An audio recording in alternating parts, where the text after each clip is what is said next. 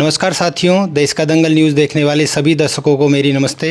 जैसा कि आपको पता है, अब एडमिशन का टाइम चल रहा है। सभी स्कूल बच्चों को ऑफ़र्स दे रहे हैं, कुछ उनकी हेल्प कर रहे हैं, उनको इंग्लिश मीडियम स्कूल में पढ़ने का मौका दे रहे हैं। कुछ पेरेंट्स ऐसे हैं जो अपने बच्चों को अच्छे स्कूलों में पढ़ाना तो चाहते हैं, परंतु उनके पास इतना बजट नहीं होता है कि वो अपने बच्चे को इंग्लिश मीडियम में पढ़ा सकें। कुछ ऐसे स्कूल्स हैं पलवल के अंदर कि जो बच्चों को कुछ स्कॉलरशिप के माध्यम से कुछ मदद दे रहे हैं, उन पेरेंट्स को भी, और उन पेरेंट्स का भी सपना ये साकार करने की कोशिश कर रहे हैं कि उनके बच्चे भी प्राइवेट स्कूलों में पढ़ सकें। हमारी मौजूदगी है अपोलो प्रोग्रेसिव कॉन्वेंट स्कूल में। ये स्कूल एक स्कूल से बढ़ते बढ़ते आज ग्रुप ऑफ स्कूल्स बन गया है। एक नई ब्रांच खुली है रौनीजा में, रसूलपुर रोड पर, और हमारे साथ मौजूद हैं स्कूल के संस्थापक और स्कूल के प्रिंसिपल मिस्टर जयदेव रावत जी। जी सर, नमस्कार। नमस्कार, आपका स्वागत है हमारे चैनल पर। थैंक यू जी, सबसे पहले तो आपको नए स्कूल की शुभकामनाएं। धन्यवाद सर। जी, आप बच्चों को इंग्लिश मीडियम स्कूल में पढ़ने का मौका दे रहे हैं और उनकी मदद करने का आपका मन है, तो उसके बारे में बताएं। वीरेंद्र जी, हम अपोलो प्रोग्रेसिव कॉन्वेंट स्कूल आदर्श कॉलोनी पलवल में 1998 से चला रहे हैं। जी, हमें काफ़ी महसूस हुआ कि बहुत सारे बच्चे ऐसे होते हैं जो पढ़ाई में अच्छे होते हैं, कुछ बच्चे ऐसे भी होते हैं जो पढ़ाई में कमज़ोर होते हैं। वे बच्चे फिर पिछड़ जाते हैं। हम उन्हें एक खेल की सुविधा देना चाहते हैं ताकि वो बच्चे पीछे ना रहें और खेलों के माध्यम से भी अपनी नौकरी, अपनी आजीविका कमा सकें, ताकि बच्चे इंटरनेशनल लेवल पर, नेशनल लेवल पर वो अपना जो है नाम कर सकें खेलों के अंदर। आज की तारीख में बच्चों के लिए खेलने के लिए कहीं भी स्पेस नहीं है, चाहे वो शहर हो चाहे वो गांव हो, क्योंकि कहीं भी माहौल अच्छा नहीं है। बच्चा एक फ्रीडम होकर के खेल नहीं सकता। अगर थोड़ा बहुत कहीं खेलता भी है तो कहीं झगड़े वगड़े आदि के होने के बहुत सारे खतरे होते हैं, बच्चे को जान का खतरा होता है। तो इसलिए हमने एक सोच रखी है कि भाई हम अपने बच्चों को एक प्लेग्राउंड, प्रॉपर प्लेग्राउंड मुहैया कराएं, ताकि बच्चों का, हर बच्चे का एक मानसिक विकास भी, शारीरिक विकास भी, ये सब चीज़ हो सकें। उसके लिए हमने एक नई ब्रांच जो 4 एकड़ के अंदर है, रसूलपुर रोड रौनीजा में स्टार्ट की है। यह ब्रांच अभी हमने 8वीं क्लास तक स्टार्ट की है, नर्सरी क्लास से लेकर के 8th क्लास तक स्टार्ट की है। इस ब्रांच में वो सारी सुविधाएं हम बच्चों को देना चाहते हैं जो हम यहाँ नहीं दे पा रहे थे, आदर्श कॉलोनी वाले स्कूल में नहीं दे पा रहे थे। वो सारी सुविधाएं हम वहाँ देना चाह रहे हैं। हम उस स्कूल को अब 12वीं तक भी कर सकते थे, परंतु 9 से लेकर 9 से और 12 तक के जो बच्चे होते हैं उनको हम ज़्यादा जो है परिवर्तित नहीं कर सकते। छोटे बच्चे होते हैं उन्हें हम ज़्यादा परिवर्तित कर सकते हैं, उनमें ज़्यादा एफर्ट डाल करके आउटपुट आराम से ले सकते हैं। ऐसे बच्चों के लिए हमने जो है नर्सरी क्लास से लेकर के 8th क्लास का 8th क्लास तक का जो है हमने ये स्कूल स्टार्ट किया है। फिर धीरे 9th आएगी, फिर 10th आएगी, फिर 11th आएगी, फिर 12th आएगी, फिर स्टेप बाय स्टेप हम आगे बढ़ेंगे। इस स्कूल के अंदर हम बच्चों को प्योरली जो है इंग्लिश मीडियम का एनवायरनमेंट देना चाहते हैं कि आज की तारीख में जो है एजुकेशन बहुत महंगी है, इसमें कोई दो राय नहीं है। एजुकेशन और स्वास्थ्य पे दो पे खर्चा पेरेंट्स का सबसे ज़्यादा होता है।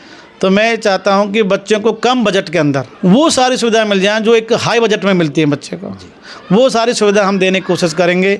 इसी के लिए हमने एक स्कॉलरशिप टेस्ट का ऑर्गेनाइज कर रहे हैं, ताकि बच्चों को, जो होशियार बच्चे हैं, उनको उनकी क्षमता के अनुसार स्कॉलरशिप मिल सके, छूट मिल सके, ताकि बच्चे अपनी पढ़ाई कंटिन्यू कर सकें और वो जो जिस सुविधा के वे पात्र हैं वो सुविधाएँ उन्हें मिल सकें।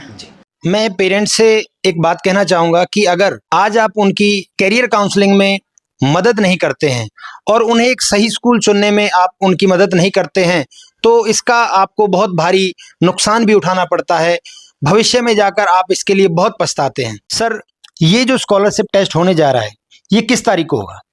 सर, ये जो स्कॉलरशिप टेस्ट है रसूलपुर रोड रौनीजा में जो हमने नई ब्रांच बनाई है अपोलो प्रोग्रेसिव कॉन्वेंट स्कूल, उसके अंदर 18 तारीख संडे को होगा। टाइमिंग क्या रहेगी इसकी? बच्चों को उसमें एंट्री जो है 10 बजे की है, जो टेस्ट है वो 11 बजे स्टार्ट होगा। जी सर, देखिए, बच्चे कुछ गांवों से आते हैं और पेरेंट्स उनको यहाँ तक लाने में हो सकता है असमर्थ रहे, तो हम आपसे चाहते हैं कि आप इसमें कुछ ट्रांसपोर्ट फैसिलिटी भी प्रोवाइड करें। सर, हमारे पास 15 के करीब बसेज हैं, उन बसों की ड्यूटी लगाई जाएगी।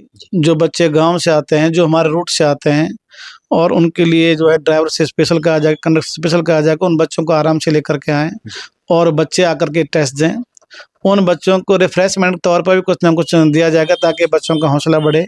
एक नए स्कूल में उनका वेलकम किया जाएगा, भाई आप आइए, देखिए, समझिए, अपना टेस्ट दीजिए। तो सर ऐसे बच्चे जो आपके यहाँ टेस्ट देना चाहते हैं, उन्हें अपने घर से क्या क्या चीज़ें अपने साथ लानी है? उन बच्चों को अपने साथ एक तो पेपर बोर्ड लेके आना है, एक ज्योमेट्री बॉक्स होता है वो लेके आना है, और पेन है, पेंसिल है, ये सारी चीज़ें जो भी एग्जाम देने के चीज़ें होती हैं वो सभी लेकर के आने हैं बच्चों। तो मैं जानना चाहूँगा कि जो पेरेंट्स आएंगे, आप उनको किस तरीके से गाइड करेंगे कि आप अपने स्कूल में और स्कूलों के मुकाबले अच्छी एजुकेशन प्रोवाइड करते हैं? देखिए, पेरेंट्स को एजुकेशन के बारे में अवेयर होना बहुत ज़रूरी है। बहुत सारे पेरेंट्स हैं जो इतने अवेयर नहीं हैं और उसी वजह से बच्चे पीछे चले जाते हैं। पेरेंट्स को ये पता होना चाहिए, देखिए जो जितनी ज़रूरत है उतना खर्च करना चाहिए। उन्हें एक माइंड बना लेना चाहिए कि भाई हमें हमारे बच्चों के लिए कौन सा स्कूल सबसे बेस्ट है। बहुत सारे पेरेंट्स सोचते हैं कि भाई हाँ चलो स्कूल ही पढ़ा लेगा, हमें ज़्यादा मेहनत करने की ज़रूरत नहीं है। ऐसा नहीं है, क्योंकि गाड़ी के दो पहिए होते हैं, गाड़ी तभी वर्क करती है जब दोनों पहिए काम करते हैं। अगर एक भी पहिया खराब हो जाता तो इतना काम नहीं हो पाता। उसी प्रकार से पेरेंट्स और टीचर अगर दोनों मिलकर के काम करते हैं तो बच्चा जो है 101% जो है कामयाबी को हासिल करता है। और मैं तो पेरेंट्स से ये कहना चाहता हूँ कि जो है सोच समझ के निर्णय लें और अच्छी तरह से देखें कि आपके बच्चों को जो भी सुविधा आपको मिल रही है, जहाँ मिल रही है, उसमें क्या कमियां यहाँ मिलेंगी, उसमें क्या चीज़ें फालतू हैं। अगर उन्हें बहुत अच्छा लगता है तो हमें भी जो है बच्चों को पढ़ाने का, समझाने का एक मौका अवश्य दें। पर ये हम उनको आश्वासन देते हैं कि किसी भी प्रकार की कोई कमी नहीं आने देंगे, उसकी पढ़ाई के अंदर भी, उनके खेल के अंदर भी। सर मैं जानना चाहता हूँ कि आप बच्चे को पढ़ाई के अलावा ऐसी क्या चीज़ें देते हैं जिससे वो अपने जीवन में सफल हो पाए? बच्चों को पढ़ाना है, पढ़ाई के अलावा बहुत सारी चीज़ें होती हैं। एक बहुत अच्छा प्लेग्राउंड दो है और खेलों के बारे में बताओ, बेटा ये खेल का इतना मतलब होता है, इसका मतलब ये होता है, इससे यहाँ पे जो है इससे यहाँ करियर बनता है। और बच्चों को डांसिंग बहुत अच्छी लगती है, बच्चों को डांस के लिए स्पेशल क्लास लगाए जाएंगे, कंप्यूटर के लिए अलग क्लासेस लगाई जाएंगी ताकि बच्चों को कंप्यूटर के अच्छे से नॉलेज मिल सके। बच्चों को प्रोजेक्टर के द्वारा पढ़ाया जाएगा ताकि वो देख करके सीख सकें, उन्हें एग्जाम्पल मिल सकें। प्रैक्टिकल लैब्स हैं, 5 लैब बनाई हुई हैं बच्चों के लिए, फिजिक्स की, केमिस्ट्री की, मैथ की, बायोलॉजी की, ये सभी लैब बनी हुई हैं ताकि बच्चे उसमें जाकर के एक्सपेरिमेंट करें और एक्सपेरिमेंट के माध्यम से सीखें।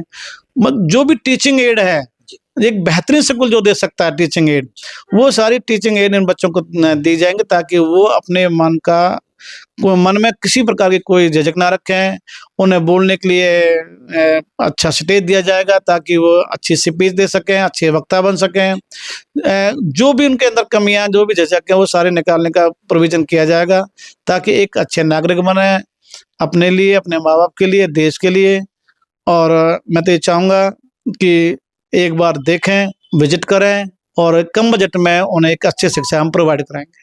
अब ऐसा तो नहीं है कि आपने एक नई बिल्डिंग बनाई है, एक बहुत बड़ा स्कूल बनाया है और बहुत सारी फैसिलिटीज़ आप दे रहे हैं, जैसा कि आपने अभी बताया है।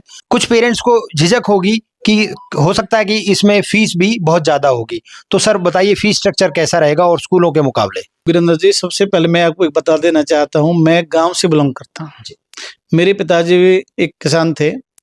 उनकी एक इच्छा थी कि मेरा बच्चा बहुत अच्छा पढ़े। उन्हें कमाने से ज्यादा पढ़ाई में बहुत विश्वास था। वो बहुत अच्छा पढ़ाना चाहते थे। उन्होंने अपने ऊपर कभी खर्च नहीं किया। उन्होंने हमारी एजुकेशन पर सबसे ज्यादा खर्च किया। मुझे पता होता है कि भाई, हमें पता है कि पैसे कहाँ से आते हैं, पेरेंट्स कहाँ से कमाता है, एक खेतीबाड़ी करने वाला कहाँ से पैसे लेकर आता है, एक नौकरी करता है वो कितने पैसे अपने हमें देता है, वो हमें सब कुछ पता होता है। हम उनके दर्द को समझते हैं। हमें चाहते हैं कि भाई कम पैसों में उन्हें बेहतरीन शिक्षा दे सकें। हम आत्मा से जुड़े हुए लोग हैं, हम जमीन से जुड़े हुए लोग हैं। हमें पता है कि पैसे की कीमत क्या होती है। हमने देखा है पैसा की कीमत कितनी होती है, वो एक पेरेंट्स को क्या चाहिए, कितना वो एफर्ट कर सकता है, कितना। हमने मिनिमम से मिनिमम जो अपनी फीस रखी है ताकि हर आदमी, हर वर्ग उसे एफर्ट कर सके। मैं जानना चाहूँगा कि ये जो स्कॉलरशिप टेस्ट होने वाला है, इसमें पेरेंट्स कैसे अप्लाई कर सकते हैं आपके स्कूल के लिए? उसके लिए हमने ऑफलाइन के लिए आप स्कूल में आकर के विजिट कर सकते हैं, वहाँ अपना नाम दर्ज करा सकते हैं। हमने फ़ोन नंबर दिए हुए हैं, उन फ़ोन के माध्यम से भी अपना जो है रजिस्ट्रेशन करा सकते हैं। हमने कुछ टीमें लगाई हुई हैं, वो जो घर घर जा कर के भी रजिस्ट्रेशन कर रही हैं, जिस माध्यम से भी उनसे हो सके, या कोई भी माध्यम हो सकता है, वो आकर के अपना जो है रजिस्ट्रेशन कराएं और 18 तारीख को ज़्यादा से ज़्यादा संख्या में आकर के पार्टिसिपेट करें और सेकुलर प्राप्त कराएं। सर हमारी एज 53 के आसपास हो गई। हमने 30-35 साल से हम इस टीचिंग लाइन के अंदर है। जो 30-35 साल जिन्होंने टीचिंग के अंदर बिता दिया हो, उसे इतना एक्सपीरियंस तो हो जाता है कि बच्चे में कहाँ कमियां आती हैं, कहाँ से वो जो है डाइवर्ट होता है, कहाँ से उसमें कमियां निकलती हैं, वो सारी चीज़ें टीचर को पता होता है, अगर वो सही मायने में टीचर है। तो हमें भी पता होता है कि बच्चे में कहाँ कहाँ कमियां आती हैं, कहाँ उसे ये चीज़ें अपनानी चाहिए, कहाँ उसको यहाँ संभालना चाहिए। मतलब कि हर स्टेप पे पता होता है कि बच्चे के साथ हमें कैसा बिहेव करना चाहिए। कभी बच्चा प्यार से मान जाता है, कभी थोड़ा सा धमकाने से मान जाता है, कभी बच्चा को उसकी बड़ाई करने से मान जाता है बच्चा। तो सारे फैक्टर्स हैं, वो सारे अपनाने चाहिए। पेरेंट्स को हम बताते हैं, समय समय पे बताते हैं, काउंसलिंग भी करते हैं और उनसे कहते भी रहते हैं सर इनको बिल्कुल ध्यान रखिए। 16 साल तक तो बच्चे का हमेशा ध्यान रखना चाहिए। उसके बाद बच्चा जब कॉलेज में चला जाता है तो मैच्योर हो जाता है, फिर उसे कुछ समझाने की ज़्यादा जरूरत नहीं होती है। सर एक कोरोना टाइम आया था, कोरोना के टाइम पे बच्चे स्कूल नहीं आ पाए थे, प्रशासन के नियम थे।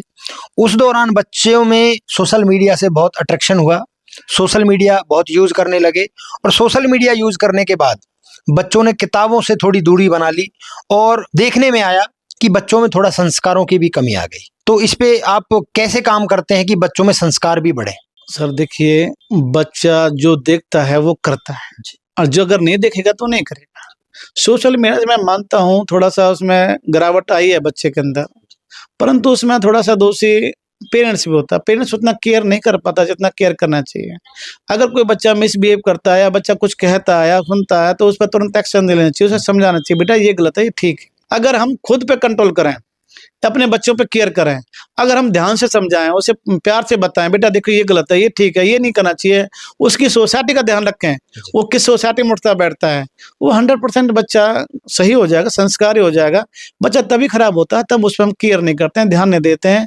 अगर छोटी छोटी चीज़ों को हम उसको ऑब्जर्व करें, देखें, समझाएं तो बच्चा 101% सब बातें मानता है। बच्चा तो जैसे हम सिखाते हैं वही सीखता है। अगर हम उनको समझाएंगे नहीं, बताएंगे नहीं तो वो चीज़ें बच्चा नहीं देख पाता, नहीं सीख पाता है। हाँ, कोरोना काल के अंदर सभी परेशान हुए थे। एक बहुत बड़ी एक त्रासदी थी, एक बहुत बड़ी समस्या थी। वो सभी ने बड़े प्यार से, बड़े इज्जत के साथ, बड़े सहनशीलता के साथ वो सहन की है। वो सभी के लिए सबको बधाई है, सभी स्वस्थ हैं और मैं परमात्मा से प्रार्थना करता हूँ वो हमेशा स्वस्थ रहें। किसी प्रकार की कोई इस प्रकार की बीमारी कभी जिंदगी में किसी के उसमें नहीं आई, कहीं भी नहीं आई। क्या आप अपने स्कूल लेवल पे भी बच्चों को कुछ ऐसे कंपटीशन टेस्ट की तैयारी करवाते हो? वीरेंद्र जी, जो भी इंस्टीट्यूट चले हुए हैं उनमें से केवल 5% या 3% या 2% बच्चे ही होते हैं जो नीट में या आईआईटी में क्लियर होते हैं। कोई भी बच्चा चाहे वो नीट के अंदर हो चाहे आईआईटी के अंदर हो, वही क्लियर कर पाता है जिसका मैथमेटिक्स बहुत अच्छा हो। अगर बच्चे का मैथमेटिक्स अच्छा नहीं है तो मैं नहीं समझता कि वो कोई भी इस प्रकार के टेस्ट या इस प्रकार की कंपटीशन में पार्टिसिपेट ढंग से कर पाएगा या वो सफल हो पाएगा। तो मैं बच्चों को एक एडवाइस करना चाहता हूँ कि वो अपना 10th तक का जो मैथ है, मैथ लेवल को हाई रखें, बिल्कुल हाई रखें। और मैथ और साइंस और इंग्लिश ये तीन सब्जेक्ट हैं, इनको बिल्कुल अच्छे रखें। मैथ उसमें कंपलसरी है, उसकी कैलकुलेशन पावर बहुत स्ट्रांग होनी चाहिए। अगर बच्चे की कैलकुलेशन पावर मैथ की बहुत स्ट्रांग है तो मैं लिख के दे सकता हूँ सर, वो कभी भी कोई भी कंपटीशन हो वो सब में सक्सेस होगा, सब में पास होगा और हम भी प्रोवाइड कराएंगे। मेरा जो फोकस है केवल इसी प्रकार से है कि बच्चों का जो मैथमेटिक्स है उस पर स्पेशल फोकस कराएंगे ताकि बच्चे हमारे आईआईटी में भी जाएं, नीट हालांकि अब भी जा रहे हैं और ज्यादा मात्रा में जाएं। अब तक सर आपने कोई ऐसा बच्चा दिया है जिसने नीट क्लियर किया हो या कोई एमबीबीएस में आज डॉक्टर बना हो? सर मैं तो आपसे क्या कहूँ, अभी रिसेंटली हमारी बेटी है सदफ जी, उन्होंने फर्स्ट टाइम में ही जो है नीट क्लियर किया है। अब वो नल्लड में पढ़ रही है, मेडिकल कॉलेज में पढ़ रही है। बहुत अच्छी लड़की है, बहुत मेहनती लड़की है, नर्सिंग क्लास से यहाँ पढ़ी हुई है और फर्स्ट अटेम्प्ट में ही उसने जो है सफलता प्राप्त की है। तो मैं उस बच्चे को, उसके माँ बाप को भी बधाई देता हूँ कि वो बच्चे बहुत इंटेलिजेंट है और आगे वो जीवन में ऐसे सफल होती रहे। मेरा लड़का भी यहीं पढ़ा है, उसने भी यहीं से जो है नीट AIPMT जो है पास की है।